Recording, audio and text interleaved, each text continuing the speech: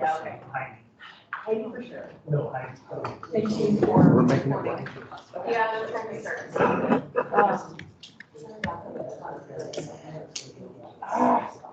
It'll work tonight.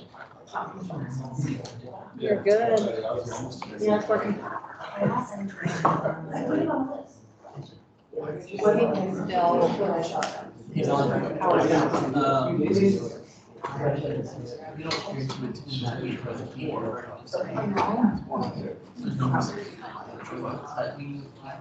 You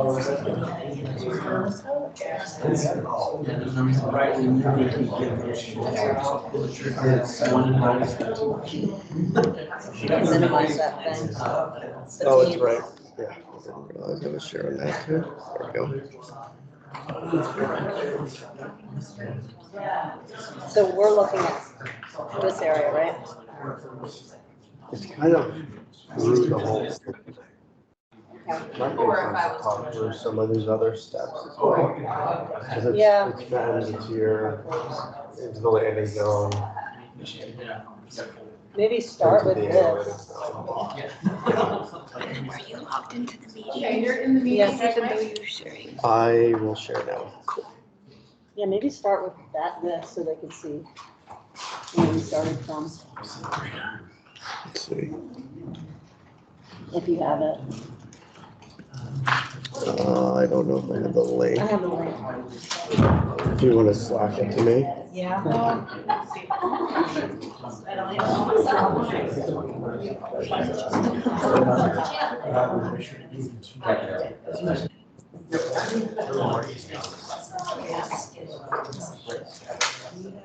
I can pull it up. I've stopped sharing. I just have to, okay. Yeah, maybe just stop sharing. Because I'm gonna log in. Yeah. So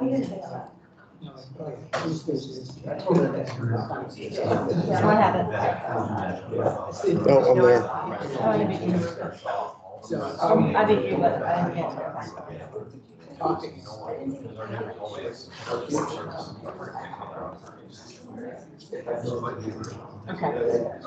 Okay, There we go. so we had some questions during the break. So while Mike is getting things set up. We're ready. Okay. For the folks online, hopefully this will make it a little easier, as much as I love Mike. So we had some questions about You could just share it. Elise. Okay, hi.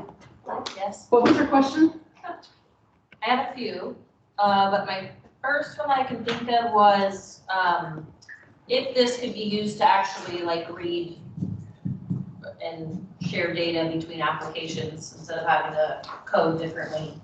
Yes. Okay, so so when you look at the diagram, that business services area, so we've got the data marketplace, we've got the dashboards, and we've got the APIs. So the intent in this architecture is that the data is available for people or machines. So any of the new data, the integrated or aggregated, the refined data that is created in the lakehouse is then available for applications to use. So you'll see this when we talk about the reference data that we're bringing in from Edge.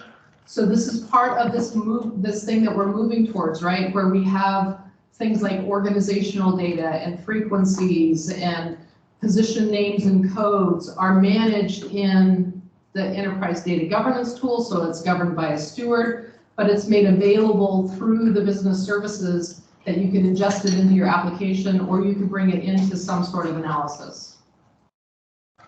Thank you. I don't remember my other one, did I have two?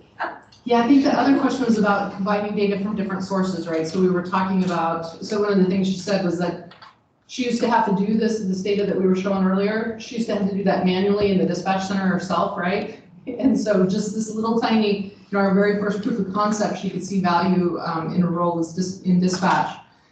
But the other thing is that, over here on the far left, these data sources, so the ones that are gray are the ones that we're using for these proof of concepts, and the ones that are in pink are kind of the future idea. But you start thinking about if you're bringing data in from Inform, and from Irwin, and from, all of these different sources, what does that give you in the middle, right? Like, you can combine that data from different sources. We were talking about our financial systems, right? We could bring data in from virtually any source, given that we have a good governance process and methodology for criteria for deciding what data goes in and who stewards it and all that fun stuff, right?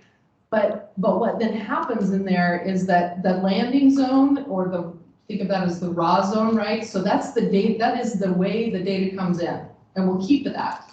So it could be, our old historical fire, right?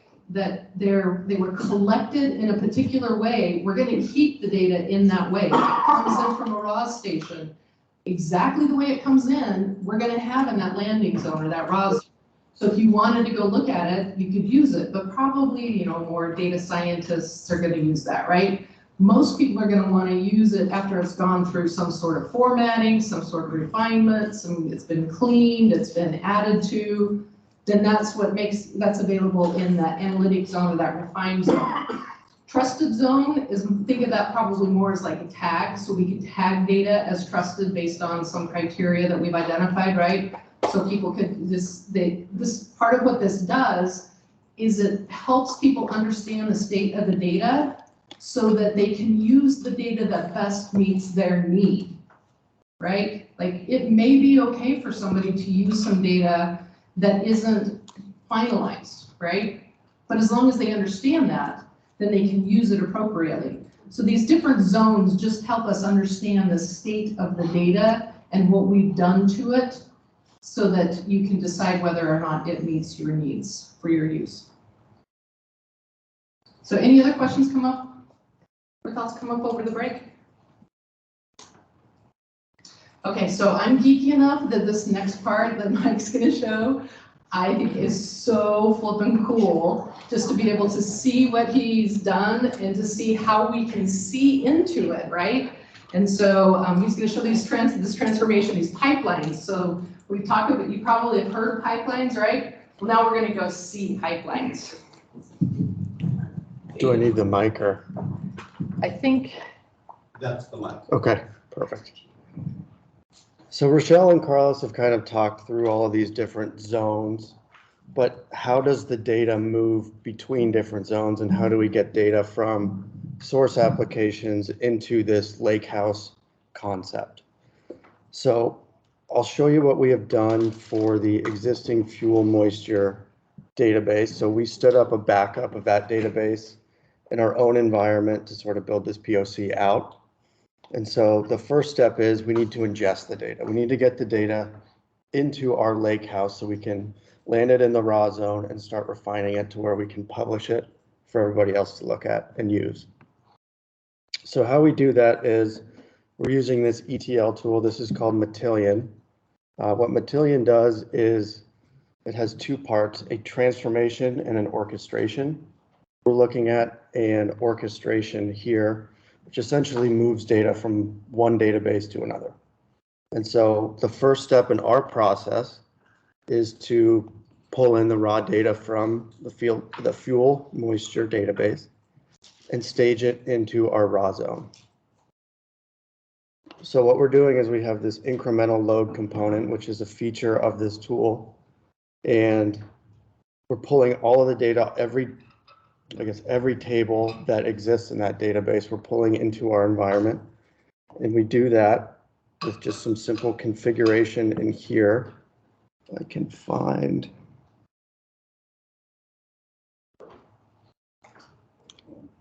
the little, let's see, looking for tables and columns. So we can run a simple query in the fuel sample database and generate this list and just plug it right into this tool. So we have each table name and all of the columns within that table in our list here. And we can give it an incremental column if we want to pull data based on incremental changes. So new records and updates, we can give it that column identifier here. And we can also give it a key column so it does the change detection for us. And so by simply putting that list of values together in this tool, we can run it and pull all of the data from the fuel moisture database into our environment. And so that's kind of the first step, is the ingestion part. We're pulling the data in, and now we need to do something with it. We need to transform it so it fits our data model for the dashboards that Carlos was showing earlier. So the first step is to pull in our stage data. So here's, this node represents the data that we pulled from the fuel moisture database. We run it through this detect changes component that compares the data row by row to what exists in our environment already. So we're only processing what has changed or what is new. Once we do that, we run our merge statement and we either insert or update or delete based off of our comparisons that we saw in this component. And then from there, our data has now been refined. We have an exact copy of what's in the existing fuel moisture database with our raw data staged, our refined data, and now we're ready to aggregate it and load it into our model. So then the next step is to load the data from its refined state into our model. So we have some transformation. And in this example, we're loading our fuel dimension. So this is the table from that model, or from the dashboard that Carlos was showing, that represents all of the fuels that have been or can be sampled in all of the GAC sites and states. And so here it's a similar process. We're comparing what we have from our source system to what we have in the existing dimension, and then merging it in. So we have our new records and our updated records represented in that new table. And so that's happening with every table that's being utilized to populate our model in the fuel sample database. There are tables that we're not using, but we do bring them into our environment. So we're not populating our dimensional model with lookup tables for state. We're just populating what the data has. And so we're taking the subset of data that's needed to generate those dashboards, refining it and aggregating it more, and loading it into its final state in that dimensional model. And so we have talked a little bit about dimensional models today. Let me bring up what our model looks like, just so you have an idea of what the heck I'm talking about. So this is kind of the database diagram of what our model looks like. So we have our 4 dimensions that Carlos mentioned earlier, the date, the fuel, the group, and the site. And so these are all of the entities that we can group and slice and dice our data by. And so they're categorical attributes that we want to use to group and aggregate by. And then in the middle here, we have our fact, which is our collection of metrics or measures that we want to aggregate. So if we want to, for example, the dashboard that Carlos showed, the trend of fuel moisture in, I think, Anderson, the Lullaby Pine, fuel moisture percentage, that's an aggregation of data that has been collected in this fact fuel sample table. And then we've joined it to our date dimension, our fuel dimension, and our site dimension to show that dashboard. And so this is the background data model that we're using in our, if I can go back to this one, in our aggregated zone or analytic zone. Are there any questions kind of on that pipeline, that process for getting data into that zone?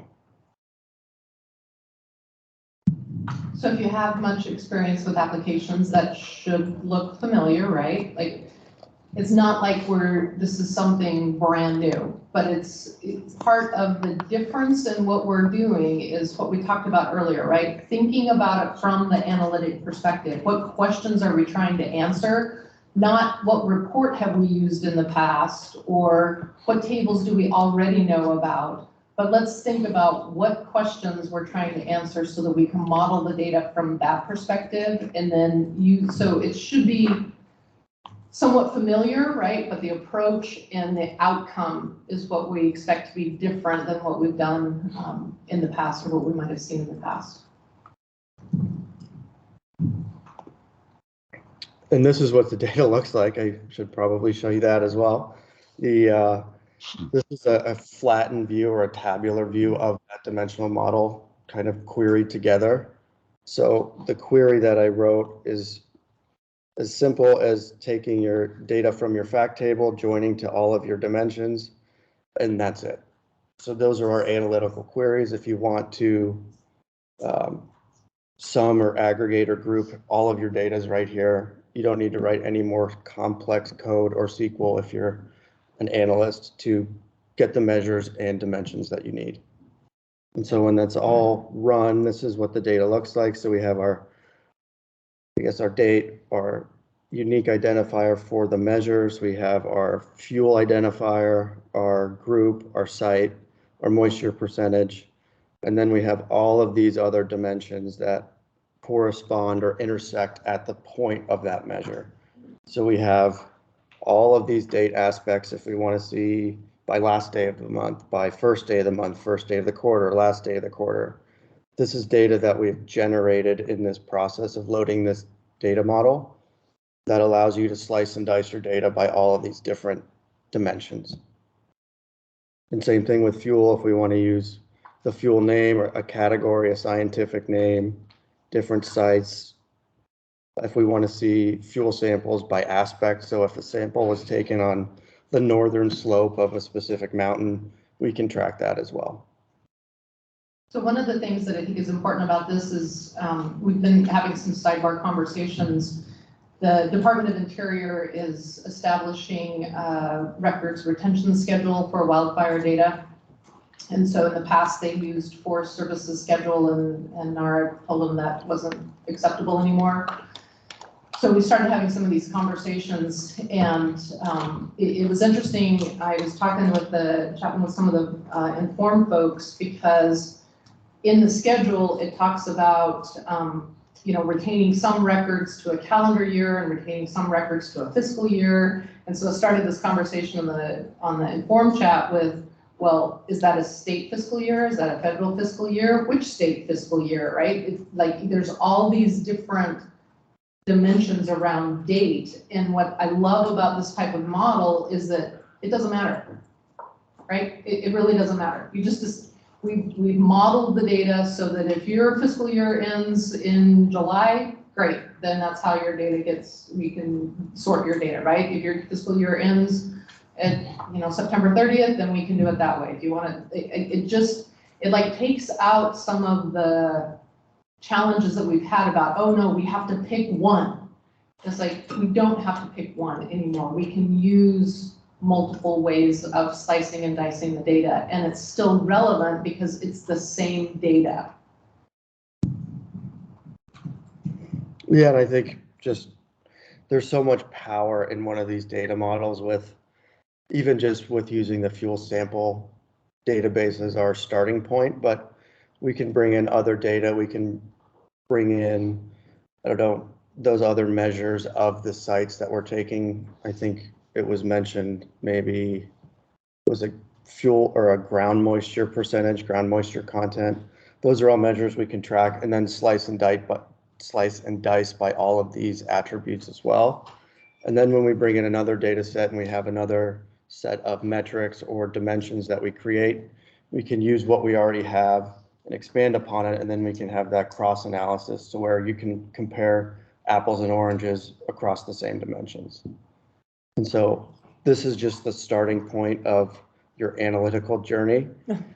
And with all of the data that you guys have as an organization or as an enterprise, this can be extremely powerful to allow you to answer questions you haven't asked or haven't even thought about asking. So anytime you bring in a new data set, do you reevaluate the model? We don't. Okay, because you don't need to. Correct. The model will expand, but usually it will not change. So once this fuel moisture data has been modeled, that's kind of set in stone, and then we add on to it. If there was a question that was related to the model, like, where are the RAWS stations in proximity to the fuel sample locations, and we asked that question, and we recently brought in the RAWS stations, we could add that, right, to the model and the Yep. RAWS data and start answering those questions that we didn't know we cared about. But you don't have to just address the model every time you bring in just the RAWS data. Yeah, that's the idea of it. Again, I talked about it being well modeled. If it's well modeled, usually you will add on to it and the components will fit in pretty well. You don't need to refactor it, or you don't need to have to go and throw it away and start over. For example, a good example of what was brought up about the date dimension, it could have calendar year, fiscal year, multiple fiscal years, even other types of dates in there. The idea being that it provides a mechanism to group by date in any way you might need. Let's say a new way surfaces. There's a new fiscal, a new fiscal year, some kind of other new type of thing. It's just a matter of adding those labels onto that date dimension, and then it works. And the nice thing about it is everything else works that points to the date dimension. And in this case, in this type of model, everything points to the date dimension. Nothing makes sense without a date, right? So you get that for free, because you just add those labels on. Or if you decide you're going to change labels, you used to call something FS22, as fiscal, or FY 2022, because that was fiscal year 22. And now you want to call it, FY 2022 or something like that. You just change the label in one place and then everything else falls into place. You don't need to reload data or do anything else. So that's the beauty of it being modeled properly, and that things just add on to it as they come in. So we've got a couple of questions. Steve? Yeah, so I'm kind of wondering, this concept of dimensions, and I think, the dates are a good one for me. Some application or users could, enter something by fiscal year day, just like days elapsed into the fiscal year. They wouldn't, but let's just say that. So what we're seeing here with this concept of dimensions is that, there's some packet of information that's what I would call atomic.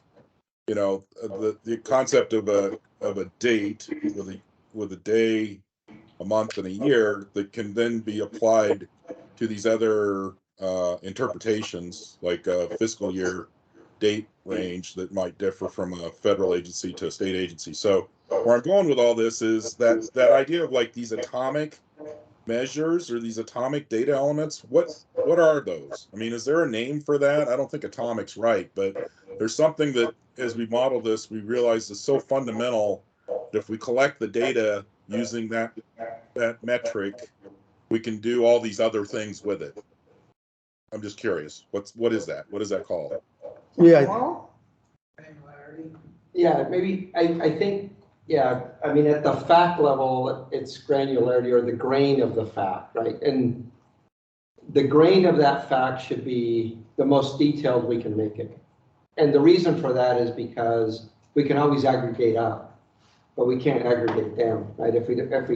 So at the fact level, it's often what we would call in the application side a transaction, right? It's an event or a transaction, right? It's typically the grain of a fact. I think at the dimension level, dimensions by nature are somewhat hierarchical. For example, if I talk about a day, a week, a month, a quarter, a year, fiscal year, all those are hierarchies that I'm building. And a lot of dimensions act like hierarchies. I might have a site, right? A region, a site, a state, right? There's some hierarchical mechanism built into it. So identifying, again, the finest attribute of that hierarchy is the most important thing, because again, I can always go up that hierarchy, right? So if I say something occurred at this longitude and latitude, I can't get any finer than that probably, right? So on the other hand, I can get much broader. I can go I can go to a region and a broader region and some broader view of the data. I can go to the whole country, right? So typically identifying those levels are the most important things when modeling this. Does that help, Steve? Yeah, that was really good. I mean, I'm getting my head around this quite nicely. Thank you. Good. Craig? Yeah, when you had the, the ingested data, was there a data prep process that you ran it through for like some data interpreter that would just go and do rudimentary assignment of what the formats of those fields were, or and is it too early to ask about relates and such? So we did some profiling manually. We did not automate that process of sort of doing the profiling of the data. And we can pull some of the standards from Edge and different reference data from Edge that will help us transform that data to get it into the state that it needs to be in. But in this process, the ingestion process was pretty straightforward and not a lot of data munging needed to happen. Okay, and like I was going to ask, do you are you going to take this further and start putting together relates? I guess you could if you needed to, but as far as maybe there's a subsequent dissimilar database you want to bring in, like people have been mentioning costs and obligations and expenditures, and that's going to be a whole different type of data structure. So I guess the relates would be something that would be a little more elegant, I guess. And maybe that's a manual thing too. I don't know. I'm just kind of thinking out loud. Yeah, I think that's exactly what the plan is. We have these use cases that Rochelle and team have put together. And so I think next is RAWs, and then from there, we're going to expand on that and keep going. Okay, cool. Have you ever investigated Tableau's data prep? The little utility they have that goes in and it puts together relationships. It's pretty cool. I just looked at it a little bit. I'm not really an expert at it, but it seems to have some good possibilities. Data prep, Yeah. I think it's called. Yeah. Yeah, I think Tableau data prep, it works well, but with what we're trying to do, we're trying to avoid that step in the process of refining data in the aggregated zone. And so once the data is already in a state to be reported on, we don't have to do any other data prep, data munging to report on it. Okay. Thank you. In fact, in the architecture, again, the more you have to do that at the level of the reporting tool, the more work it is for everybody else, right? Because that's more difficult to deploy to everybody else. That's more difficult for everybody to use. And that becomes something of a silo, right? So Power BI has a similar process. They call it Power Query, and there's a language, and you can do things there. So what we try to do is as little as possible there, except build the proper relationships among the tables and the data, right? Point the right things to the right things. There are some measures that can only be built in the reporting tool, and those are measures that need to be built in context of what you're looking at in the reporting tool. Like a sum, if I'm summing something within a context, right, I need to do that at report time, not previous to that. So some things, or some averages, an average of 2 sums, or things like that, or a ratio of 2 sums, for example, could only be done at report time. So those are the kind of things that are done by the reporting tool, but those tend to be more automated in nature, right? That the reporting tool will handle that for us. And one thing I was going to say about that whole transformation process and the ETL tool is that when Mike first showed the ingestion part, the idea is always to ingest as little data as we need. And so why do we do that? Well, for one, we want to impact the source database as little as possible. And the other thing is we want to be able to process the data as fast as possible. So we try to only process anything that's changed since the last time we processed. So there would be any updates, any inserts, any deletes, things like that. There are sometimes the application can help you a lot with that, and the database that the application is stored on can help you with that. So you only go get data that's changed. In some cases, you can't do that. You kind of get maybe a copy of the database, and we need to compare. Well, let's say we need to do a compare to see what did change. So what we try to do is, again, to not impact the applications, we make a copy or we take that data somewhere else, and then we process that there. And the idea behind processing it in a tool like Matillion is what I mentioned earlier is, again, because it's a modern cloud tool, it's built for the cloud, it actually uses the highly distributed, massively parallel processing systems in the cloud. So it takes the load off of the applications. It impacts the application databases very, very little, actually, because all it does is get data and it processes everything somewhere else in a better place, right? A better place to process it. So I know a lot of people are often worried about, well, what's this going to do to my application? And I hope it does very little to it, right? It just, you hardly even notice it, really, because the idea is to do as little as possible in the application database. And by ingesting it and landing it initially, staging it, what Mike did is he put it in a database that's now ready to process in a massively parallel sort of way. So it can process a lot of data. I know we're not using a lot of data here, but it can process massive amounts of data very fast, much more than an application database would be able to. Data prep tools like Tableau Prep are popular these days, but only because the core data environment has not been modeled and architected properly, which means analysts who need to get data to do their jobs are using these departmental-like tools to munge the data, pull it from here and there, and combine, join, and blend it. But if it's architected properly, they don't need to do that, or very little. And like I said earlier, I think it creates silos, right? If somebody does that, they're smart, they get it done from their own department, but nobody else gets to use it. So what we're trying to do is avoid silos.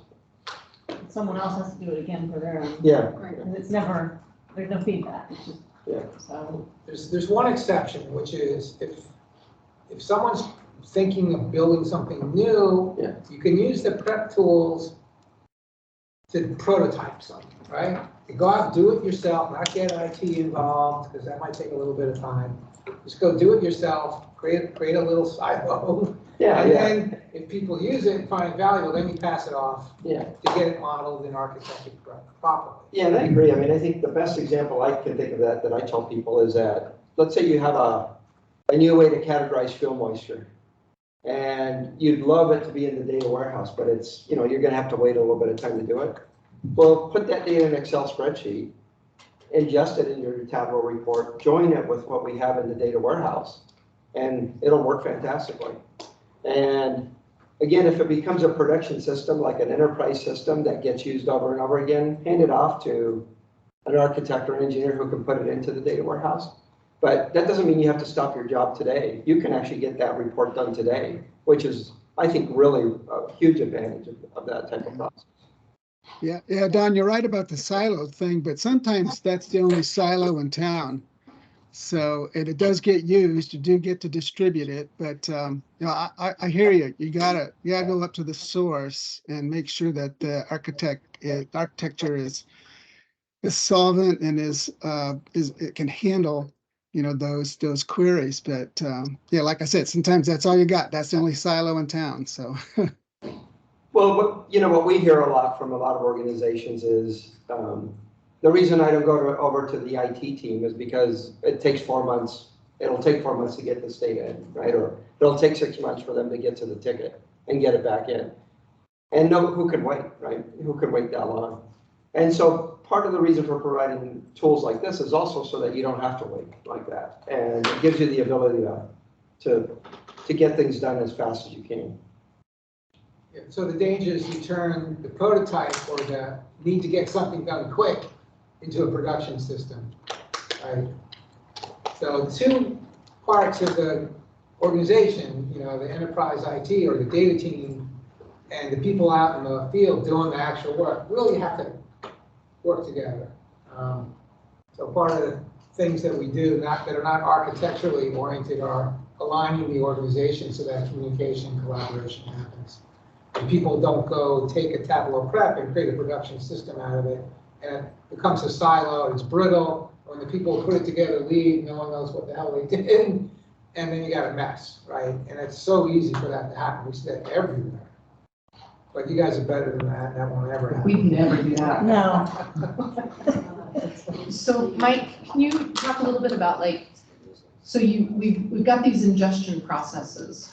So like, how do we maintain those so that, I mean, like, let's say the schema in a source system changes. What happens to these pipelines? So these pipelines would continue to run without picking up that new column to start. And so it's not like it's going to fail when a new column is added. What you'll need to do is go in and modify the jobs that are pulling from that table or loading that table to add that new column. And so once you add that new column, the new data comes in. And that's as simple as, in this tool specifically, going back into this tables and columns, adding another row, say table sites got a new column. We'll call it Rochelle. Even spelled it right. And then you're done. And so it's a pretty straightforward process, and it does protect you a little bit from schema drift, where not everything's going to fail if you see a new column. It just won't get picked up until you add it. Or if a column changes. Meaning a data type change. Yeah. A data type change is a little trickier because you would probably see the values change and they'd be structured differently. And so that would cause more issues downstream than just adding a column. And so what type of insight does a tool like Matillion give you on those processes? It's like you can set up, like I think we talked at one point in time. So I think we talked at one point in time about like being able to have monitors on each of those activities, right? So if you can tell if something breaks exactly where it is, not have to go find it, right? Yep, exactly. And tools like these, they log every step. They log, I read data from here, I transformed it like this, I joined it to this, and you can see a step-by-step breakdown of every step in this process. And so even if we were to run one of these, cancel. If we were to run one of these, we can see every step that it's taking. So we have our little task menu here. We've generated 17 iterations. There were 17 tables in that list. And we can see what it's doing for each of those tables. So it's staged a record. This is kind of a real-time example. This is a better view. So this job is running. These are all of the steps it took. And then this is what it's currently doing. So it's running for the second table in that list, table fuel model, lookup table fuel model. And now it's running for the third, and each step it's taking for that table is logged in here. And so you can see all it's doing in the background for each table to ingest data, and it's doing it in 2 seconds, 0.1 seconds, in a very efficient manner that's not going to impact the source system. Would you see a flag if there was a change in one of the attributes? Or would it be yellow, or would it know? Yes, it would let us know. Okay. It would say found a schema mismatch in this tool specifically and let us know, and we could go back through the logs and look at it, but it wouldn't fail. But that would be a governance thing. Well, we need to then figure out how to do the communication, I guess, between. Yeah, that's just a maintenance process that, Uh-huh. that the team is kind of working under. What is that called? Pipeline management? Sure, yeah. There are some new classes of tools out there that specifically do the monitoring at a higher level. Well, they track all the stuff that Mike just showed, but they'll detect changes and they'll alert you, and they'll do it for Matillion plus a zillion other tools. So if you want to spend the money on a more automated monitoring capability, you could get that. Yeah, I think that's something, as we have conversations, it's always like, well, if I'm going to depend on somebody's API, how do I know it's going to be up, and how do I, and so I think, it's just something for us to be thinking about. But I think that what this starts moving us towards, right, is like, how do we decide what we do in an application versus what makes sense to start moving up to this enterprise level, right? Because the power of what this does is it allows application teams to focus on what the application needs to do to support a business process instead of focusing on what needs to happen to answer somebody that, in Congress, some congressional aide's question about what is going on in the application, right? Like and I don't know that we know the line, right? And it's probably going to be different for different data sets, that some it may make sense to have the queries and the reports run at an application level, but some we might want to elevate to the enterprise level, some we might want to have both places, right? So those are the types of things that we have to start thinking about, but the opportunity is that the application doesn't have to be built and structured to be able to handle high volumes of queries in addition to handling the business transactions that it's responsible for, right? So this is what I am talking about when I say we have to start thinking a little bit differently, right? And we haven't ever had the opportunity to even do anything different in the past. It's always been, well, if we don't get it done in an application, then we don't get it done. And so this is part of the conversations that we get to have over the next several years, is each time we look at a data set, each time an application goes through a technical refresh, each time we want to answer a new question, we're going to have a way of being able to go back and say, okay, where should we answer this question, and what data do we need to do that, right? So it is really going to be fun. Are there any other questions? How good is Matillion with like geospatial connections and data? It can connect anywhere you want it to, I think. That's scary. Yeah. The question was how is Matillion with geospatial data? And it does have, I think this is Matillion on Snowflake, and it kind of leverages Snowflake's internal geospatial processing to actually transform and utilize geospatial data. And we did that a little bit with this fuel sample database, with converting Latin long to be, I guess, formatted, and I think we have it in 4 or 5 different ways. And we use Matillion for that. One of the cool things that Emmy and I were on a webinar, was that Databricks? Yeah. And the cool thing they were talking about is that the tools and technology now, and especially like what we're talking about with this lake house, allows them to take in geospatial data and combine it with tabular data and serve it out to users that don't have to be in a typical GIS tool. So it starts taking that geospatial data and making it accessible outside of GIS. They I was transform talking it. with Joe Kafka about that, and he's like, oh my gosh, we spend so much time doing that if we could automate some of that, right? And so it just is when we use these cloud native tools, these products that are designed to optimize in the cloud, like what we can do is so transformational. I mean, we can do things that we just used to think were absolutely impossible. It just becomes so easy. Like I said, I keep bringing them the stuff that's like, oh, this is so hard. And they're like, yeah, no, it's not really. You just do this. And so it's exciting, but it has huge implications for us as a community in how we handle our data and information. Yeah, and one of the things like a tool like Matillion, because it is modern and built for the cloud, like traditional ETL tools like this built in the 90s tended to be targeted at a specific database, right? Informatica worked really well with Oracle, SSIS with SQL Server and so on. And, but tools like this kind of expect to be able to access data anywhere.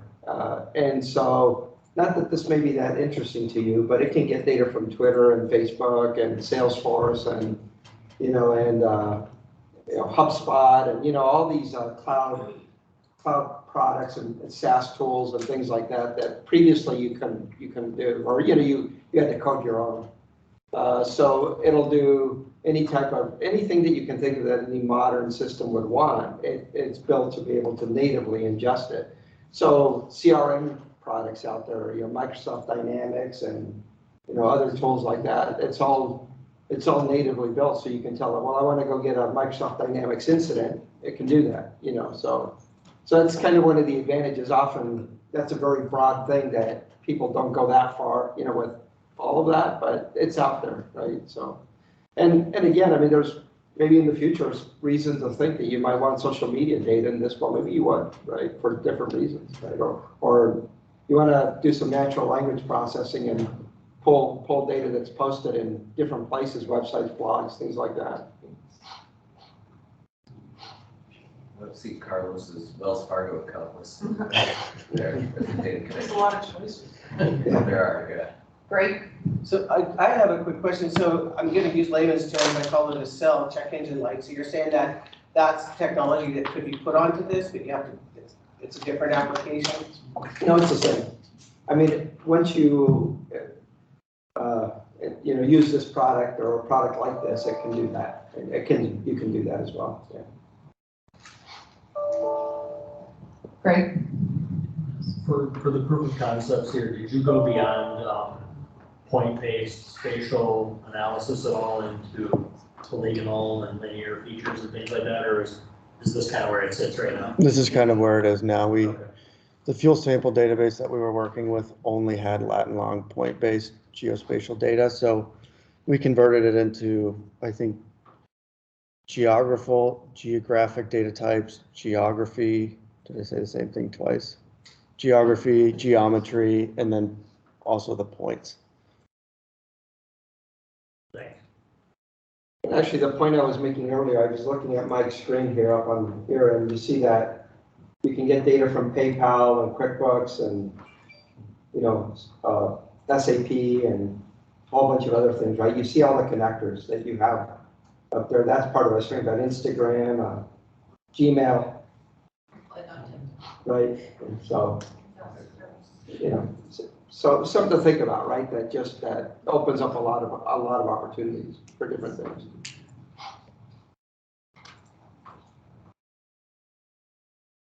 Any other questions?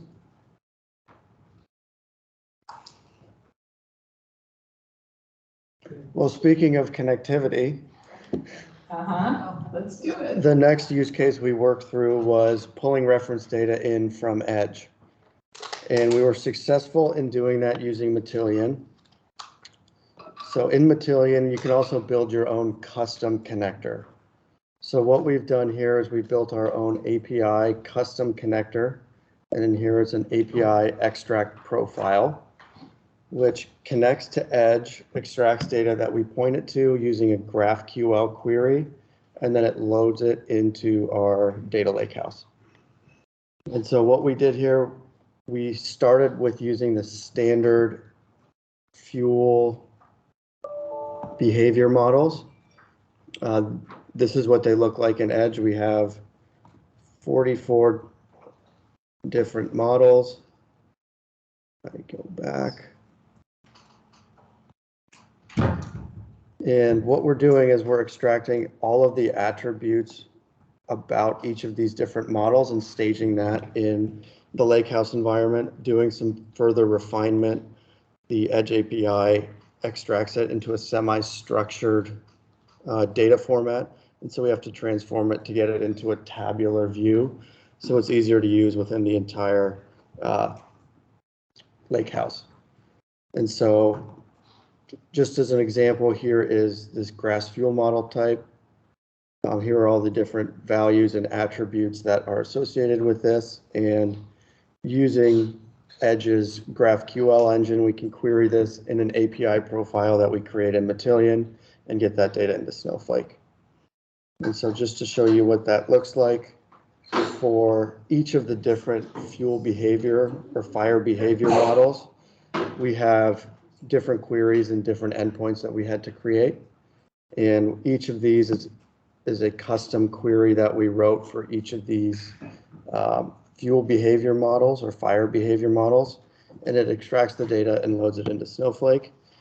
And if we want to look at it,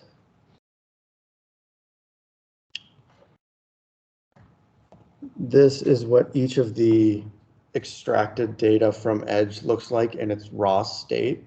So if we were to look at this, this is the JSON structure. That might not mean much to you, but this is what it looks like. And so we need to do a little bit more refinement. This is an example of a semi-structured data coming into this environment, and then how we can use that to enhance our analytical reporting. And so from this spot, we have another Matillion job that takes it from its raw state into its refined state, so where it can be used and published. And it's transforming it into that data product that Rochelle talked about. And so once we've extracted the data, we have this flattened JSON, which takes all of those different JSON objects that the API had pulled from Edge, and it flattens them into a tabular view. So if we look at a sample,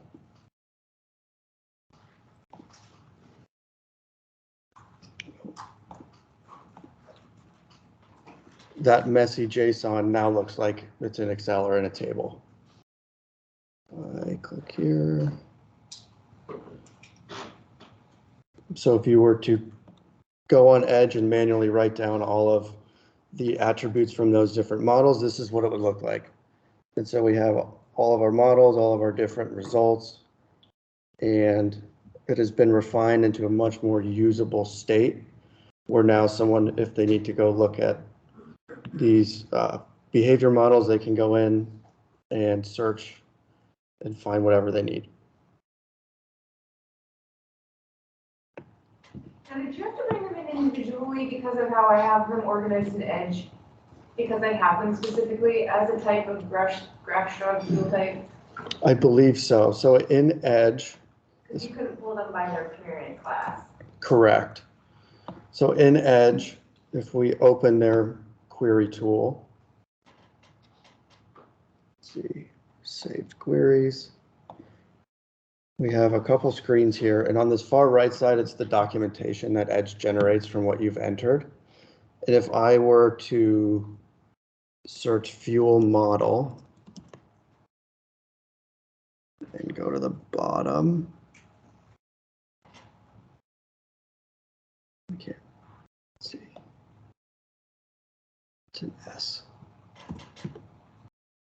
This is the schema I can query when I'm querying all fuel models. And I can only pull these fields. Oh, yeah. I don't know what that looks like from your side. And so when I query each of those each fuel model type. So I can fix that if I take out burnable fuel model. Okay. Or the non-burnable, because when you pulled it as just the fuel models, those were only the properties that all of them shared. Okay. And yeah. It's the non-burnable that is different. Yeah. So if I pull it out, then it would, I think, allow them all to be in one. Okay. Which would make it simpler on your side. Yeah, it would be a little simpler. We're essentially doing the same thing for each different fuel model type. And so if we look in here, these are the attributes of this specific fuel model, and they are shared between, like you said, all of them except the non-burnable. And so that might be a quirk of Edge. I'm not sure, but we're able to access all of these fuels through these different endpoints. So if I wanted to, let's see, do I have any more? If I wanted to query, let's say, this climate descriptor. This is the fun part, right? So Gabriella had a model in mind when she started working with these fuel models, right? And now we get to see how that actually plays out. And we should go ahead and adjust it. I think the important thing about this, though, is that this is, so like we're starting to knit together the pieces, right? So we've talked about edge as being the map of our environment. And so we have how things relate to one another, and we have reference data in there. So position names and codes, right, are in there. Organizational data is going to be in there. Frequencies are going to be in there. We start loading these data sets in edge that are governed by particular stewards, but then are accessible across the environment, and everybody gets the same thing, right? So organizations have a steward that exists in NWCG that's responsible for maintaining that data, and all of the applications that use organizational data get to benefit from it. They get to choose what parts of it they want to have, but it's all managed in one place, and updates come out at the same time. Everybody sees the same changes over and over again, right? And so this is where we start tying that in when we start talking about the capabilities that the community identified for the data cache. They said they wanted QA/QC data, they wanted to know what authoritative data sources were, right? They wanted to know how to trust the data. Well, it starts with documenting and defining it in a governance environment, and then being able to bring it into an environment that you can understand what's happening to the data and make it available easily in a variety of formats. So we start tying these parts and pieces that they've been working on together to make the data accessible. Are there any questions about Edge, how we're pulling that data before we move on? We were really excited and we got it to work. We were very excited. And so the next question is, how do people access this? So in this architecture, it's designed that anybody can access any data that they're able to in any way. And so our Snowflake environment, which is the database behind all of this, it has native built-in APIs to where you can just issue a query if you have access to the specific row or column of data that you're trying to query, and you would get that data returned to you programmatically. Another feature of this architecture is what we're calling the data marketplace. And so the data marketplace is, you can think of it kind of as Amazon for data. That's the best way I can describe it. There are all of these data products. You can search for a data product, you can search for FEMS, you can search for Irwin, and it will show the data products that pertain to that specific keyword or key term. And so the data marketplace is your kind of one-stop shop for all of the different data products that exist within this architecture.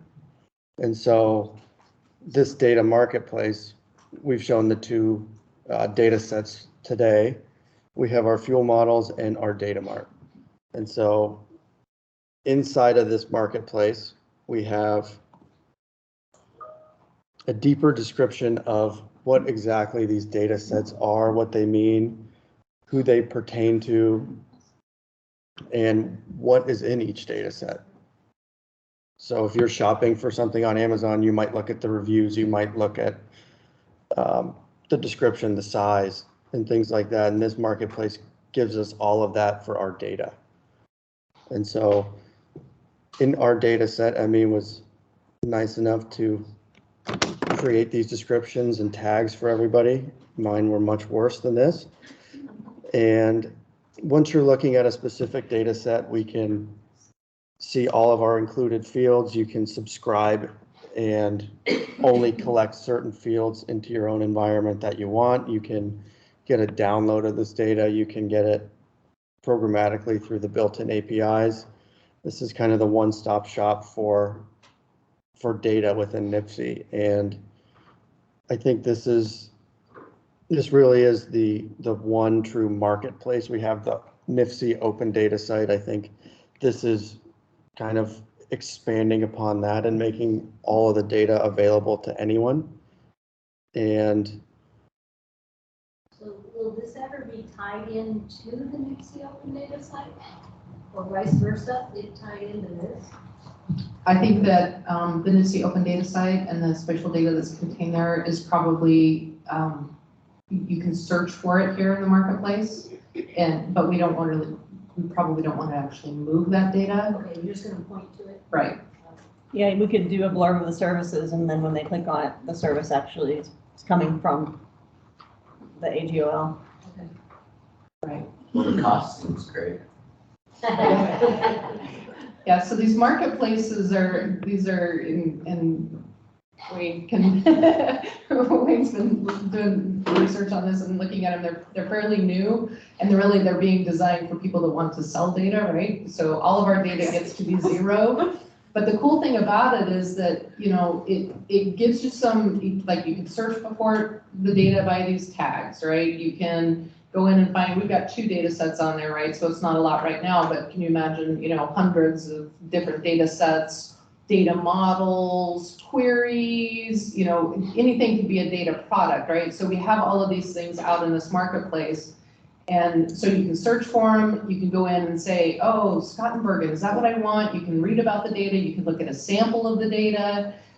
And before you ever have to like download it or do anything with it, right? You could subscribe to it and say, okay, I'm really interested in this and I want to know when it gets updated or if there's a change to it, send me a notification, right? Like it is like so transformational in how we will understand our data and be able to keep up on what's current and find the information that we need. So if you're a developer and you're coming in and you have the responsibility to build a new application, like you get to come here and go, oh, well, this data set already exists, this is how I connect to it, this data set exists, this is how I get to it, right? Like you understand what's available instead of hoping that your business or technical lead knows somebody that knows somebody that knows about the data. So, this data mart is, I think, super, super exciting. Yeah, and we can walk through what it looks like to actually shop for a data product and subscribe to it and the different ways you can receive the data. And so let's say we want to subscribe to that data from Edge. So the Scott and Bergen fuel model, just like we're on Amazon, we add it to our cart. We go to our cart and we check out. We complete our order. And in here we can choose how we want to receive that data. So we can either download it manually, we can receive it in an S3 bucket, which is cloud storage in AWS, or we can receive it through an API. And so if I want to, let's say I want to get it from my S3 bucket, I want to put it in as Edge fuel models. I save and continue, and then I start my subscription.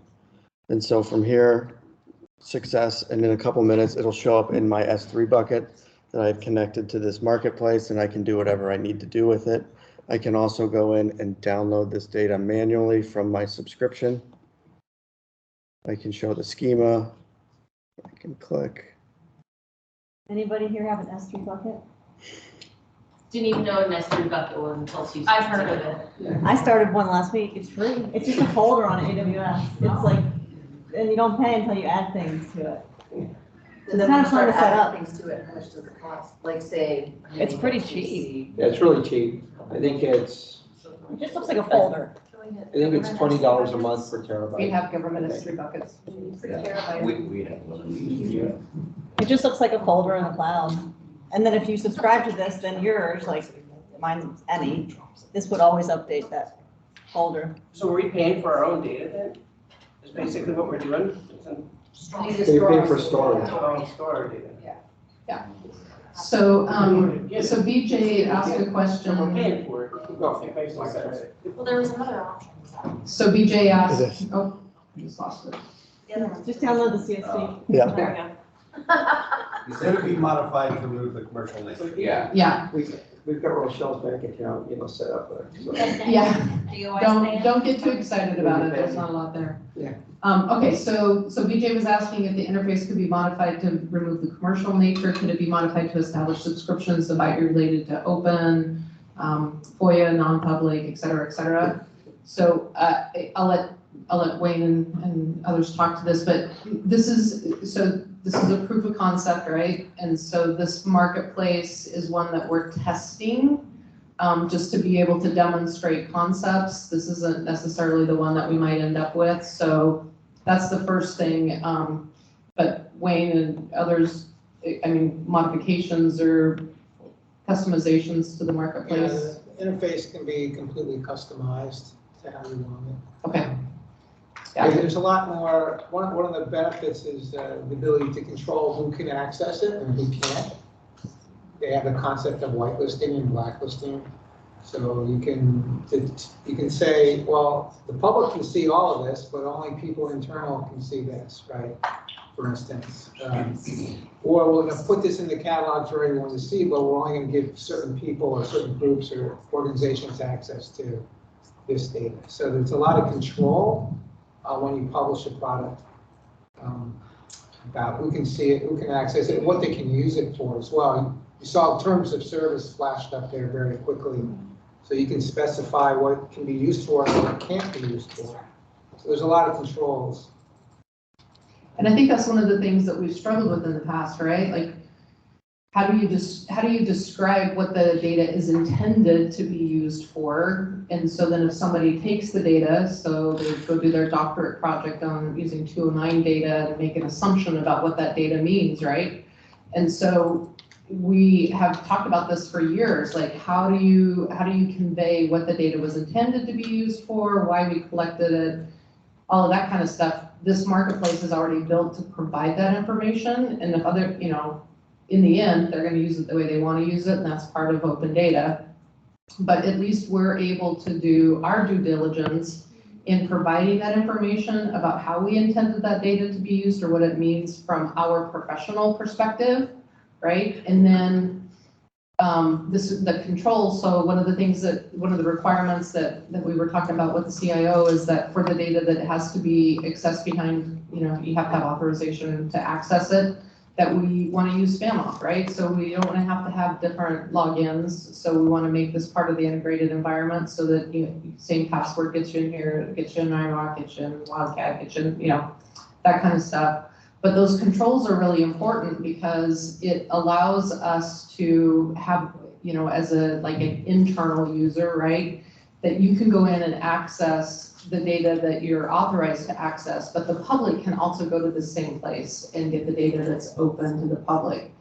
And this is part of the request that we had for the data cache was a single place to go to get the data. It doesn't mean that all of the data has to be stored here. It just means that from this place, you can find and access the data wherever it lives. And you know what it means.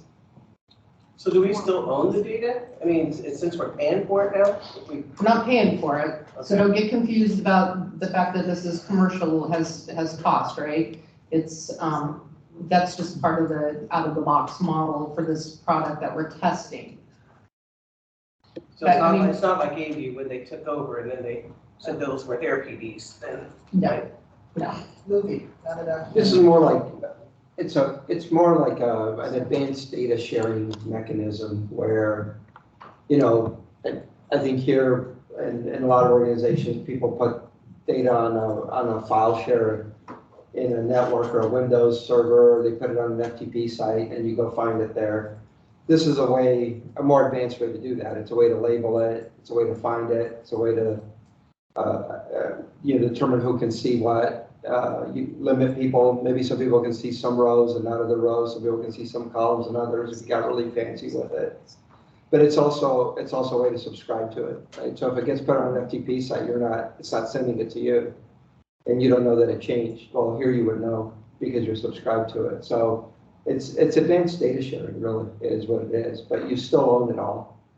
And you're paying for it somewhere to still be stored, right? So it's, that's all you're paying for really in this model is to store it somewhere. I think you have a lot of FTP sites, right? This would replace that, or could replace it, and make things a lot easier for everybody involved. So that would be a big advantage. it might be helpful to put the architecture up again, because we could go through different ways of accessing the data, right? Yes. So what's cool about this architecture is there's not just one pathway into it, right? There's multiple pathways into it based on who you are, what your role is in the organization, and how facile you are with information access, right? So at the top, you have your data marketplace, and that's really going to replace probably a lot of FTP. It's going to be ideal for people, especially from the outside or other organizations who have commonly requested data sets that they want. Instead of someone in your organization having to fulfill those requests, they can go get that automatically now. All that you need is kind of a product owner who's going to say, okay, I think we should put this data set up there because people are asking for it all the time. And we'll just put it up there and then it runs automatically, right? Right below that, you have ad hoc queries, right? So that's a traditional way that if you know SQL, or you have a BI tool that can generate SQL and can read backend data files, you can, and you have permission, you can go query one of those zones, probably the trusted zone, and get the data the old-fashioned way, right? And that gives you a little more flexibility than perhaps the marketplace, because the marketplace is fixed products. And you may not want the entirety of a product. You may just want certain things, although the marketplaces are evolving to allow you to get only part of a product if you want to filter it that way. There's also, so that's more for an advanced user, the ad hoc queries, power user. Point and click dashboard, that's for every user, right? Rank and file and everyone else, right? So that's a different way into the architecture, a visual way. You don't need to know SQL. You don't need to even know how to use a BI query tool. An API, that's for your application. So if you need to have programmatic access, access within an application to data in this, anywhere in this architecture, you have someone write to that API and you can get access to it. If you're a data scientist, right, whether internal or academic, we'll probably set up a special zone just for you, where you can take any of the data here that you're authorized to take, put it in here, and then run your experiments there, create and train your models there, create new data sets and leave them there, probably for a fixed amount of time, and then things will expire after 60 or 90 days. But that's a place where data scientists can leverage all the data and the processing power of this massively parallel processing platform, instead of having to download small data sets onto their laptops and train their models there. So this is going to be a huge boon to them. So, typically in the old days with the monolithic architectures, you had one way in, and you really had to know what you were doing to get any value out of it. Now we have multiple ways in based on who you are, what your role is, and what you're trying to do. So it's a much more flexible, open environment. And you see too, we tend to say that the marketplace data comes from the trusted zone, because there's got to be a process to say this data is trusted, right? Like I could go and put any data set out there, and maybe you will, but that's not really the intent, obviously, right? That it becomes trusted because it's governed, it's reviewed, and now it's publishable. And a lot of people here may be the publishers, not the consumers of it. You may be both, right? But data that's being put in the marketplace is probably going to be published from people in this group as well. And there's going to be a process for publishing to be available to you. Yeah, so product owner, that's maybe a title you guys, some of you will inherit, right?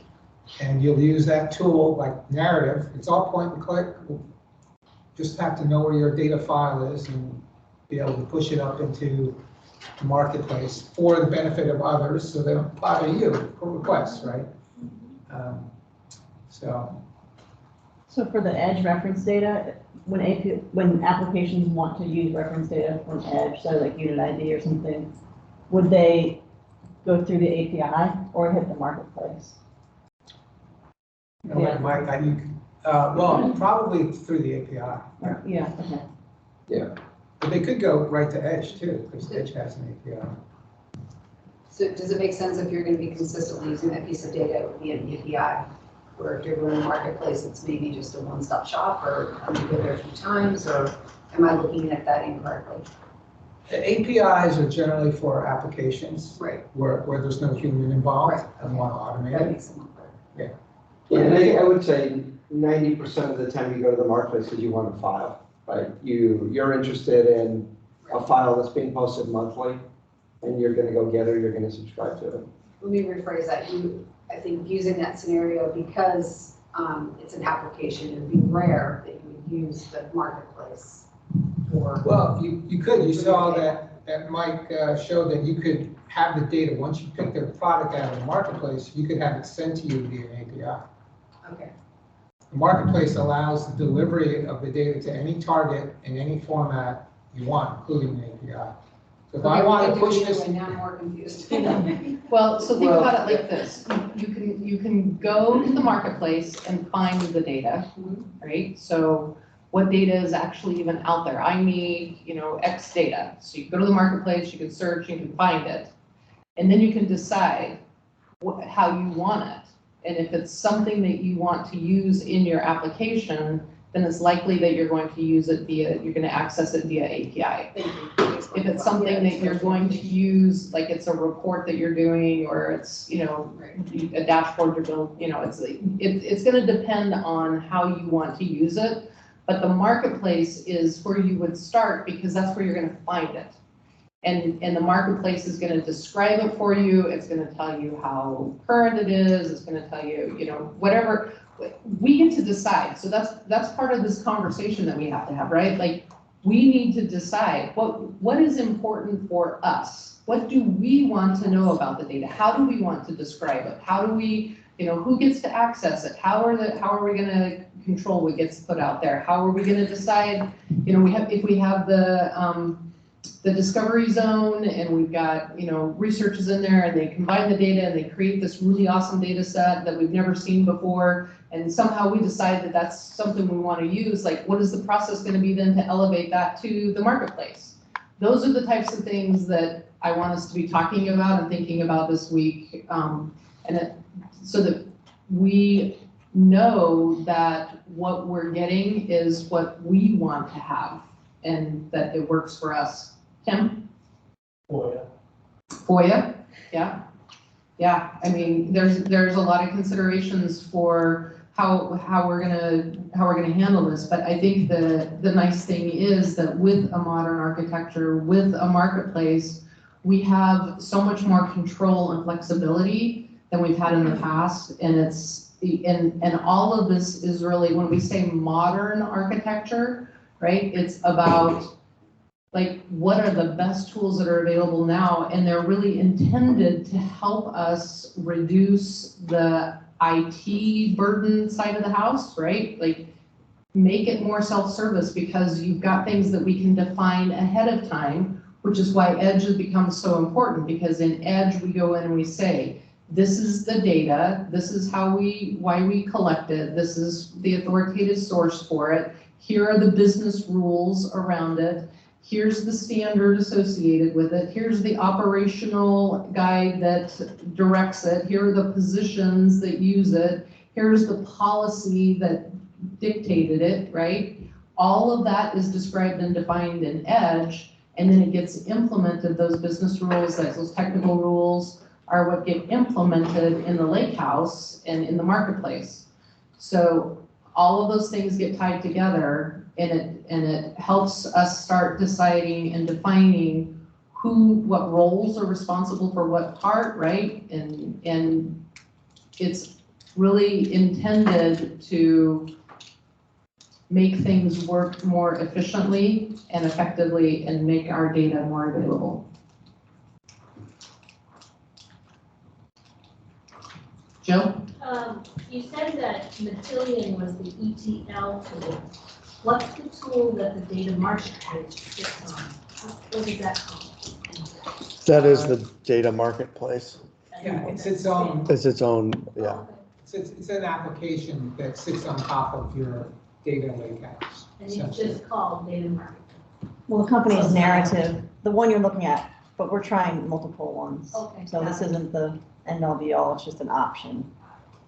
The marketplace really takes a lot of pressure off those other channels, which require someone to go and approve, someone to go in and access certain parts of the database. So I think it'll be a big benefit to everyone involved. And it is, generally speaking, a new concept, right?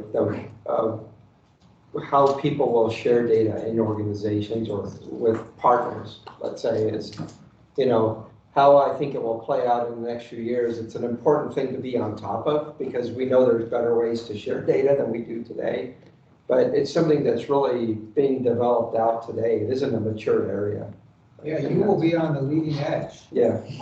You will be winning awards if you implement this. Yeah. For how long? That's my question. I mean, technology is changing so fast. I'm just curious. Anybody have an idea of what the lifespan on some of these applications are? On something like Matillion or something like whatever that thing is. Yeah, the life cycle of technology is interesting. Usually when the underlying infrastructure has a paradigm shift, like when we went from mainframes to minis, minis to desktops, desktop to client server to web, web to cloud. All the winners and losers changed, yeah, because every time you had that kind of infrastructure change, new vendors came out with new technology that ran on the new infrastructure. I don't know what's going to replace the cloud. In my career, it's happened every 15 years. That what Blake just described. Yeah, really? Where everything changes every 15 years. Yeah, But I mean, who knows I can't remember what quantum But- computing. But the truth is, Next after the cloud. but the truth is, what we're really talking about here that makes all this possible is what I was talking earlier, distributed data processing. We used to process data on a server. Now we can process it across as many servers as we want, right? So that changed everything. That happened about 5 years ago. So let's say another 10 years, but not everybody obviously changes. People are obviously still running their organizations on an on-prem Oracle system, and that's how they run, right? So not everybody changes at the same time. But it is early in the process right now. So quick question. So, Cole, I can't remember what tool it was, and we got the demo from the Forest Service, if it was Natillion or a form of that, but, No, it was something was it different. yeah. What's the one I had told you about? MuleSoft or? Yeah, MuleSoft. Oh, MuleSoft, Stephen. Yeah. Yeah. And I'm not sure how that Yeah. correlates like FME or any of these other, ETL tools, but, we got this great demo from the Forest Service, and then we brought up that while we're interagency, it's like silence.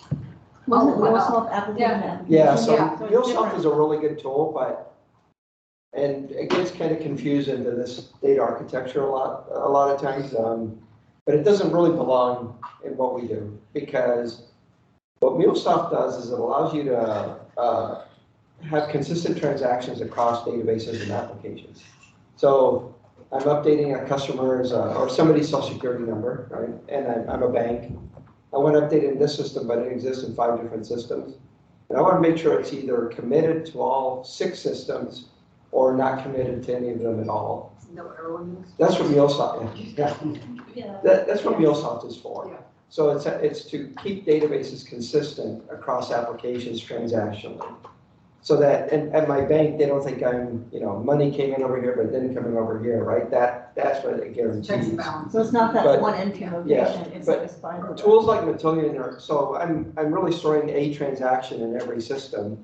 Tools like Matillion are meant to process millions of transactions, or millions of records at a time, right? Billions even, right? So that's a very different kind of paradigm. We're processing, high volume aggregates and things like that. And I think the question for me is, I guess I'm making an assumption that, because, Rochelle and the DMC or whatever we're called these days, but, is, looking at this from an interagency perspective. And we get a lot of solutions thrown at us, but once we ask that interagency question, we get the deer in the headlights look. So I can assume that is, an issue you guys will be trying to accomplish through all of this. Yeah, it's, every time Cole and I have a conversation with anybody, it's always, remember, interagency. Uh-huh. And that interagency means, 5 federal agencies with wildland fire responsibility, multiple other federal agencies, 59 states and territories, 3,000 county and local governments, 600 federally recognized tribes, and NGOs, et cetera, et cetera. That's what we mean when we say interagency. Because if you say interagency in Department of Interior, they go, oh, the bureaus, right? And it's like, no, that's not. Or even at some of the other levels, I think it's just, Forest Service, DOI. Right. And it's much broader than that, and we always have to explain that every time we have a conversation. Yeah, and I always say, whatever we do has to work for that volunteer firefighter in the middle of Kansas that we don't know who they are. That's who we have to make this work for. And they always go, oh. Yeah. But another thing that's changed a lot with cloud architecture is that it used to be that you bought, say, Oracle. Oracle was expensive, it was hard to implement, and you needed to buy hardware for it, and you bought licenses.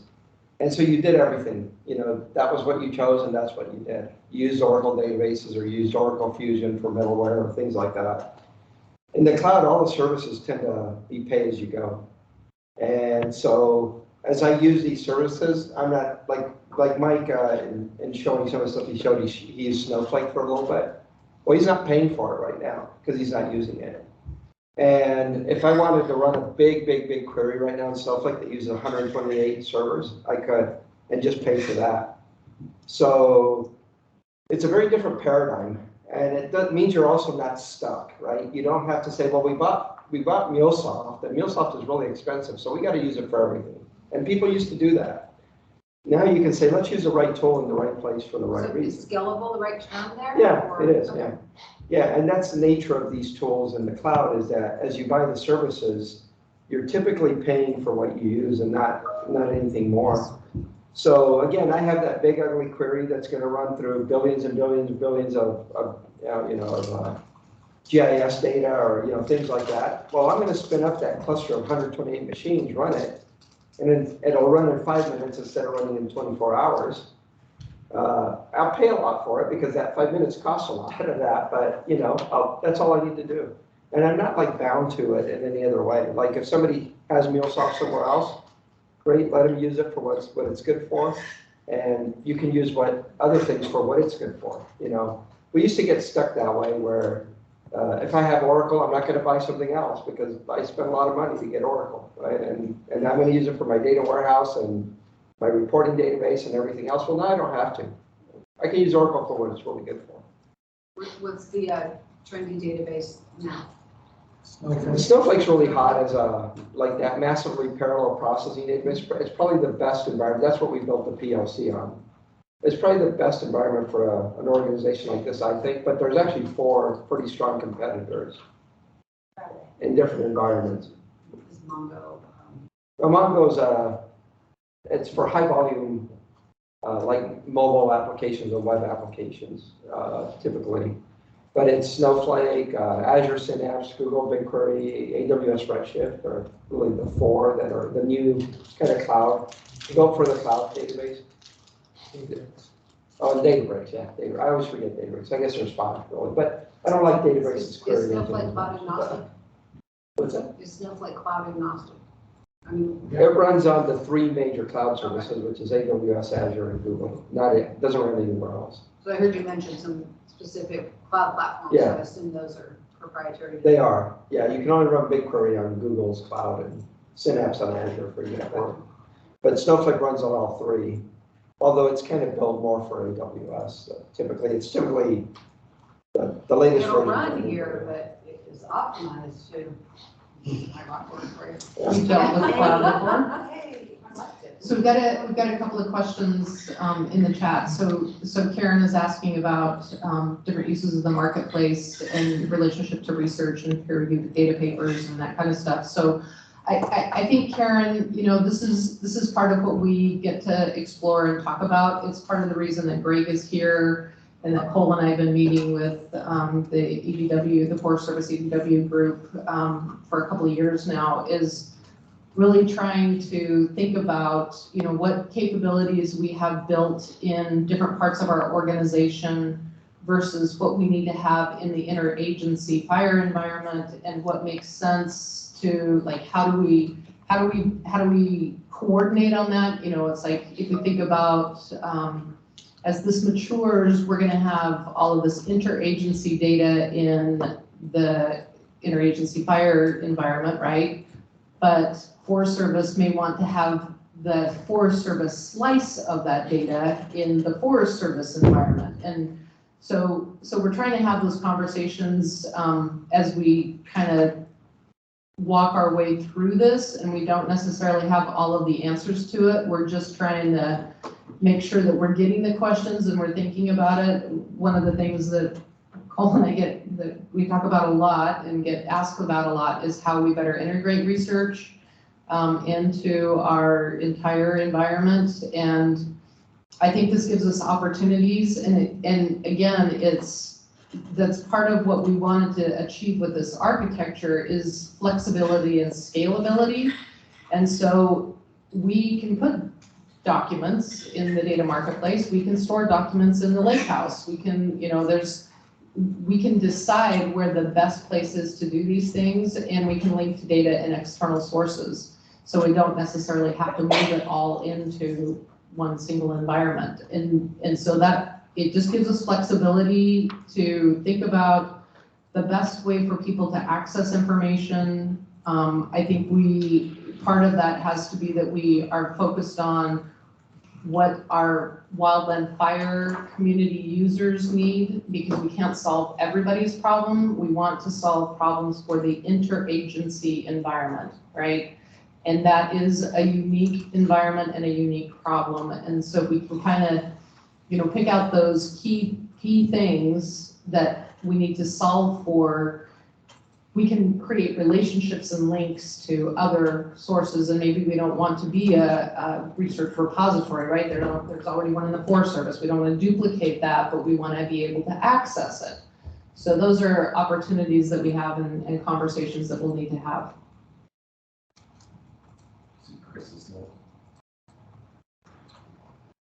So this is, I'm going to look to my left. Can the Esri Enterprise Geodatabase run on Redshift, Snowflake, etc.? I'm used to it being only released in typical RDBMS, Oracle, Postgres, etc.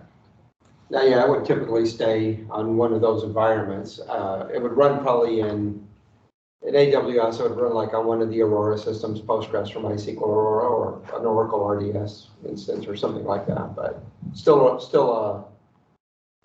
these data warehouse products don't have the transactional processing that those databases do, and those databases expect it.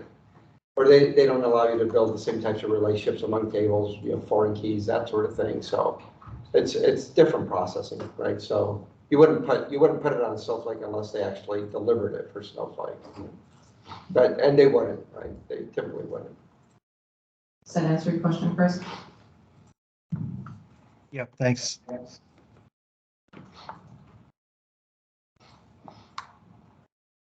All right.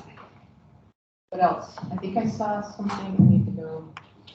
What did Nolan say? The data bodega. Data bodega. Data bodega. Cool. I guess I'll talk just for a minute because Donna made a comment and I want to recognize that. So she said data management program or whatever we're calling it today. I get that it's a little confusing and we're in a transition, right? And so so we had this concept in the fire community of data cache, and that makes perfect sense to a fire person, right? But when we started talking to the CTO's office, oh my gosh, it was like, and I, some of our IT friends like Keith Smith and others said, oh, you better be careful about, using the term cache because it means something in IT, and it was a big barrier, right? It became a big barrier. So That's why we started calling it the interagency data management environment. It's like, it's a big thing, right? I think it's been quite interesting to me in that what we're asking for meets our needs in fire. We've described it and defined it. We've talked about it. We know what it is that we need.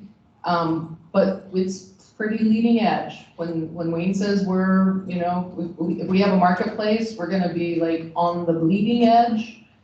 What we're talking about is really leading edge, and it's not, we're gonna talk to some folks over at FDA that actually built Lake House and are using a graph database with it, and so we'll see where that happens. But there's, this is new in government in lots of ways.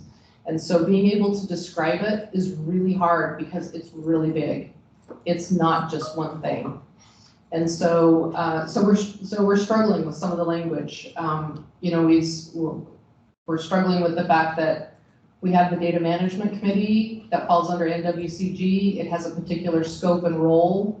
We have we're calling it the data management office now because the data management program is bigger than just 4 people. It really is. I mean, it takes the application teams, it takes the infrastructure teams, it takes NWCG, it takes, it's big. And so we're trying to find the right ways to describe things. And we sometimes name it something and then realize that that name has other implications or complications. And so we're in a little bit of a flux right now. So I get that, and we'll hopefully be settling that down. But you can always call it a lake house because that's, different levels of description, right, for different audiences.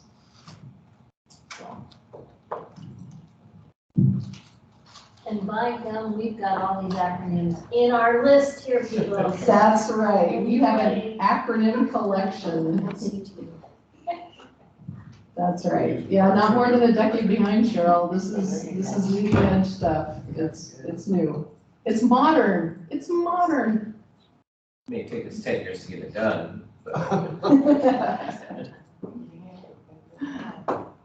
I got one. Yep. Just curious, because this was the test case, right? So am I too early on this topic, but what's next steps or? What's next steps? Yeah. Yeah, so the first one is the fuels moisture. The second one is the reference data. So we've actually gotten the first 2 use cases proven. The next one is RAWs data. So we want to look at streaming data. So that ingestion process for streaming. So I think about this, let's see if I can think of a way to describe this. So we've built this capability, right? So this is real. This isn't, other than the fact that we've mocked up the fuels moisture data, the field sample data, the connection to Edge is real. Edge is live. Gabriella will modify that model, right? And it's connected. So the intent is that we wanted to build this in a way that when we get the production environment, when the CTO says, here's where you're going to go, that we could just pick this up essentially and move it over, that we wouldn't have to start from scratch. And then secondly, with the way that these use cases are designed, we really wanted to make sure that we got different ingestion processes, different transformation processes, that we built the different zones out with each of these use cases, so that then we've kind of built the roads, and now it just becomes a matter of how business engages and how we prioritize, and we start adding additional data and moving things through. So we have funding. We are working on some of those technical questions, but the objective is that Cole will come over here and slap me on the back of the head. But I'm ever optimistic that by fall, we should know where this is going to be, and we can start building it in the environment that it's actually going to be in. And so we're going to be staying in the fire environment area, but incident data is an important data set in fire environment, right? So at some point in time, we've got these 3 use cases, but part of the process is I'm asking you guys to help us define, like, what is the criteria that we need to use to prioritize the next use case and the next use case and the next use case and the next data set. Because we need to have some, that's the governance component of it, right? But it's, you know, we've built the roads and now we're gonna be like paving them and widening them, but they're there. And then it just becomes additional data sets. Does that help? So once we get through the fire environment data, and like I said, you know, part of what we really want to do is we want all of the fire environment data documented in Edge and the data inventory. We want the applications identified. We really want this to create this whole holistic view of fire environment and get these data sets set up. Chuck Maxwell has given us some additional use cases. And what again, you know, so Chuck sent me 5 pages of processes that he uses and work that he has to do, and I sent it to these guys, and they're like, oh yeah, we can do all of that. The way we've got it designed right now can do all of that already. And so it's just a matter of getting the data in there. So I think this will go faster than we imagined that it possibly could, because our experience in the past has been so painful. But when it's architected well and we're using the right products, I just think it's going to go faster than we imagined that it's possible. So after fire environment, we'll probably look at fuels, and then by then we should know a lot more about what this environment means, and then we'll look at incident and resource data and see what needs to come in there. DART can always come in at any point in time and, you know, maybe change some of those priorities. And so again, this is the conversation that I want us to have in these breakout sessions, is how are we going to make these decisions? Because Cole will do it, and we can let Cole do it. Thanks. If you're all good with that. But then, you know. Yeah, I'm fine owning it, if I make a bad decision. Yeah. But we'd really rather hear from you about, you know, how do we need to prioritize this? Because I'll tell you, almost every day, at least every week, that I have another use case. And then got this list, you know, oh, it'd be really great. We want to do the Ross IROC data, right? Integration. We want to do, you know, it's like almost every day, there's something that comes up and I'm like, oh, we can fix that in the lake house. Can I ask, so every time, if we moved all the IROC data over, every time someone ran a report, which is a lot, would that cost the system? I mean, would we have to pay for that? Or, I guess that's what I'm confused on, because I keep hearing the word pay, and I'm like, I'm confused. So if we moved all the data into this system, and every time dispatchers or incident management teams ran reports, would that be a cost because we're pulling it from the cloud now, I guess? Which could be quite costly, and order forms are a report technically, so I'm like, wow, that could be expensive with how many times those reports are run. Just storing the data, right? Yeah. So that's part of the conversation that we have about, does it make sense to put this at the enterprise level in the lake house? Does it make sense to keep this at the application level? And then I think Carlos was gonna provide some insight. Yeah, no, I was gonna say, the answer to that's kind of complicated, but I would say typically no, right? It doesn't cost you any extra. The reason is because as I spin up a cluster, let's say, for me to use for these queries, it's actually running all day, right? Because you're using it and I'm using it and they're using it and everybody's using it. And because we all use it, we're just getting charged for the time it's up, right? And it can handle most of what we can do without any additional cost. I use the kind of extreme example where I need this massive like cluster to run something. That would be an additional cost because I don't want that running all the time and every day, you know, all the time. I just use it for maybe I use it once a week for 30 minutes because I have something that needs it. But the one that's running all day for regular reporting, it's just there and running. Now, if it can be put to sleep for a little while because 5 p.m. comes along and there's not all these reports running, well, let's put it to sleep, right? Oh, there's still reports, they're scheduled. Well, yeah. So that's fine also, right? So there's still reports coming in, that cluster is running. Now that's not the 128 server cluster, that's the small one that could run most reports, you know? And so typically what happens in most organizations is you have a reporting cluster like that, and it's just running all the time because there's activity all the time. And 3 or 4 or 5 or 8 of us or 10 of us are using it, and it can handle it just fine. So if Emmy were to come in and use it and she wasn't using it, it's already running, right? It doesn't cost any extra. So typically I would say no. On the other hand, the data scientist comes in and wants to analyze all this GIS data and it's petabytes of data. They would probably spend something new up that would cost. I guess the question is, are you paying now to run your reports?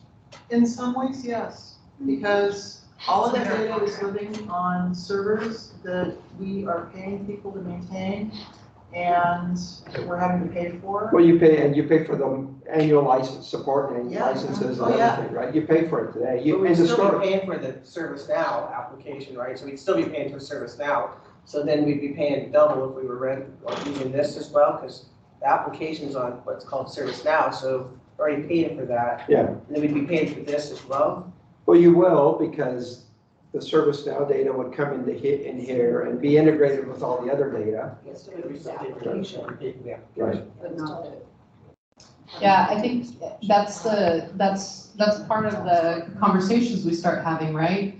Is that we don't necessarily want to duplicate unless it makes sense to duplicate. But we also can look at what makes sense to run at an application level and what makes sense to run at an enterprise level. And there are criteria that we would look at, like, does the source system have the processing power to be hit with queries? Like, so if you're having to scale your application up because you're being hit with queries that are impacting your performance, then we probably should look at, elevating some of that data and letting those queries hit the lakehouse instead of your application. And so it just becomes a matter of weighing and balancing what makes sense from a business perspective and a performance perspective and a cost perspective. It's, basic project management, and there's no one answer. It's going to depend on the user community, on the application. If the application is 10 years old, it may be a different answer than if it's a year old, right? Those are all, it's going to vary. But even right now, look at, you have a server that hosts Cognos, and Cognos reports are feeding multiple applications. And so we had to, you're paying an entity to maintain that server. So the government's still incurring those costs in that area, even though it's supporting other programs. This is, and this is just a spooling up of, you're putting it in a different area. Well, we're not paying extra right. for it. Not only that, in general, it's much cheaper area, right? Yeah. We used to use SANs for storage and, like I said, licensing of databases and servers and buying servers. Like just another examples we have, right? Basically, if you just do a replacement of what they have for like BI today and in the cloud, you're going to pay about half, typically. Now that's just a kind of a broad estimate, but there are people that were like, say, paying Informatica support, not the licenses, which is pretty costly to start with, but let's say you pay $100,000 a year just to keep the licenses active. Well, we would be able to run Matillion for $50,000 a year, right? As opposed to that 100,000, and that's not, and there's no upfront license fee. Same thing with Snowflake compared to Oracle. You're paying $250,000 for Oracle licenses and then maybe $75,000 in support a year. You would be able to run Snowflake probably on half of the support costs, and no upfront license costs. And licensing costs were a factor with that Cognos consolidation. And you were paying for storage on the SAN, for example. That was expensive, right? Really expensive, right? So. Oh, I could ask 1,000 more questions, but it's 5:05, so I'm gonna wait till tomorrow. I texted her, Okay. I texted her, told her to This is stop what makes asking me questions. salivate. So do you want to go home or do you want to keep asking questions? So this is really why we kind of tried to break this up. So this is a lot, right? We just took you through a lot. So what I want you to do is, go back to your room, put on some comfy pillows, go sit over a beer, have some conversations and think about like, what could this mean to my business functions, to my applications? What scares the crap out of me about this? What I get really excited about? Like, we have to start thinking about those things, right? And we're not gonna have all of the answers today or tomorrow, but we have to start thinking about this because we can move much faster on this than we've moved on other things, I think. And the potential implications, I mean, Donna and I were talking at lunch about, contracts. It's like, you got this contract out, you got that contract out. Lisa and I were talking about that too, right? We just did this update here.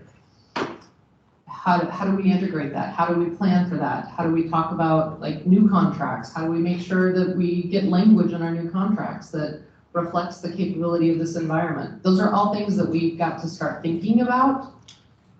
And it's gonna take us some time to work through and find the answers. So.